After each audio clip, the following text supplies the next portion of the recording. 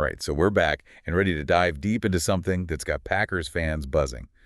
I bet you guys out there are fired up about this. Oh, yeah. The Packers' offseason moves, specifically how they handled free agency, that's been a hot topic. And we're not just speculating. We've got an article from Yardbarker to really dig into here.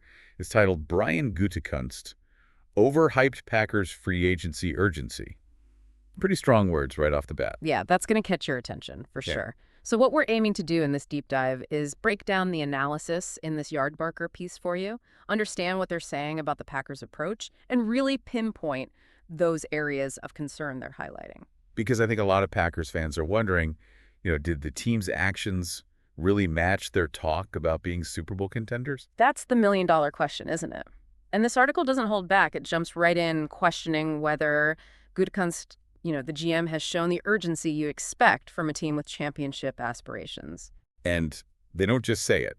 They use some pretty sharp sarcasm to get the point across. Like talking about the Packers' big move to fix their receiver problem. They say, signing Devontae Abbott. Oh, wait, no, they just took a waiver on Cooper Kupp. Ouch. Right between the eyes with that one. It really highlights the fact that there wasn't a major signing at receiver, does it? Nope, not at all. Yeah. And the article then goes on to list, what the author considers the noteworthy free agency moves the Packers did make. Bringing in McCole Hardman mainly for kick returns, and the possibility of Kaizen Nixon being the #1 corner if Jerry Alexander leaves. But those aren't exactly, earth-shattering moves, are they? No, they're not. They're more like, fine-tuning adjustments, not the kind of big splash signings you'd expect from a team that's all in on a championship run. And, in response to this kind of criticism, Gutekunst himself said something interesting in an off-season meeting down in Florida. He said, I think we were very urgent in free agency. Obviously, we went after a couple top targets. We were able to acquire them, and I think that really is going to help our football team. It sounds confident, right? He's definitely standing by their moves. But the question is, who are these top targets he's talking about? The article suggests it's probably Aaron Banks, the left guard, and Nate Hobbs, the cornerback.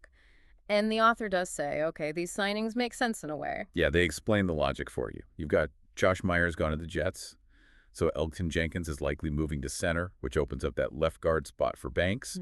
And then with Hobbs, you've got more options in the secondary. Maybe Nixon can play outside more. So, on paper, it seems like they filled some holes. But here's the catch for you. Just filling holes isn't the same as making your team significantly better. Getting those game-changing players that truly put you in the championship conversation. And this ties into a bigger critique the article has about how the Packers approach free agency. They call it tight bananas, which is a pretty memorable way to put it. Basically saying the Packers are always hesitant to spend big in free agency. Exactly. And to make the point, they bring up an example from last season. They say adding Josh Jacobs was good, but then they decided not to spend what they claim was just an extra $1 million to keep Aaron Jones. That would have given them a real two-headed running back room, but they didn't do it. And the author sees that as a missed opportunity. Yeah. A classic example of the Packers being too cheap in free agency. And this frugality is especially worrying when you look at wide receiver. That's the position that jumps out, right? The article really hammers this home for you. Think about it. The 2025 season is coming up, and that would be the third year in a row without a true #1 receiver in Green Bay. That's a huge problem for a team that's supposed to be competing for a Super Bowl. It is. And the article acknowledges that getting someone like T. Higgins, a top-tier receiver, was probably a long shot. But they ask a really important question for you.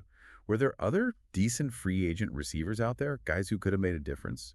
Especially considering the big contract they gave Aaron Banks? That's a good point, right? Could they have used that money differently? Maybe drafted a lineman and gone after a receiver in free agency?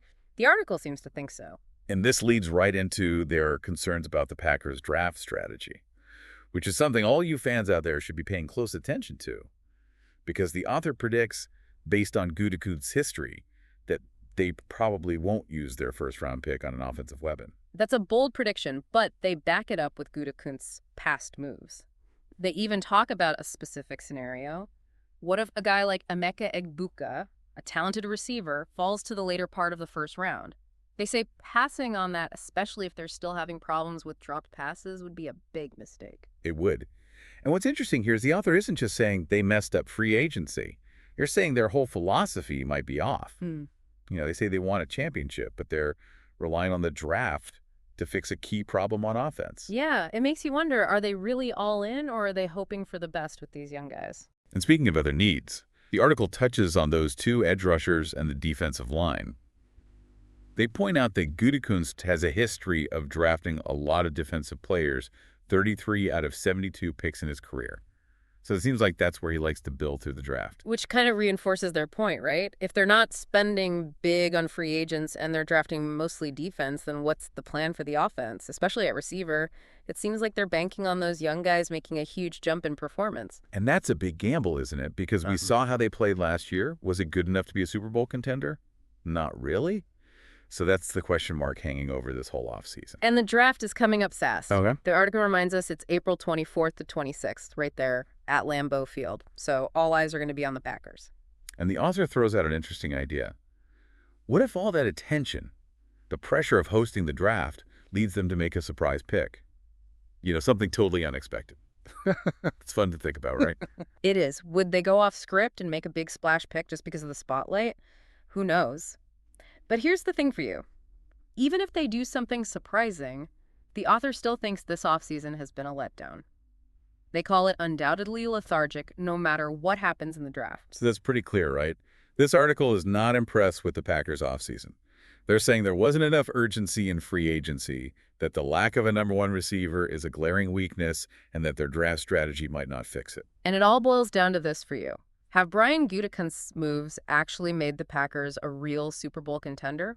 The author doesn't think so. And they lay out a pretty convincing argument. They do.